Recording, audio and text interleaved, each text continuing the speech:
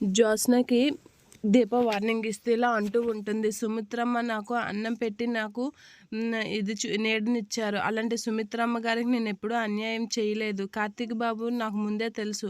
ఆ విషయం సుమిత్రమ్మ గారికి వీళ్ళెవరికీ తెలియదు. అయినా కార్తీక్ బాబు నాకు ముందే తెలిసినంత మాత్రాన తప్పేదో జరిగిపోయిందని మీరు అనుకున్నంత ఏం లేదు కదా.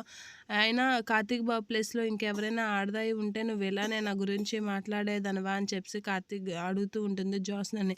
అయినా నిన్ను నేను అనడానికైనా కార్తీక్ బాబు నాకు డబ్బులు ఇచ్చారు, కానీ ఇచ్చిన ప్రతి రూపాయి నేను అప్పుగానే తీసుకున్నాను, అప్పుగానే తీసుకొని అప్పుగానే చెల్లించాను అని చెప్పి జ్యోత్స్న అయితే అంటూ ఉంటుంది. ఇక పారిజాతం అయితే షాక్ అవుతూ ఉంటుంది.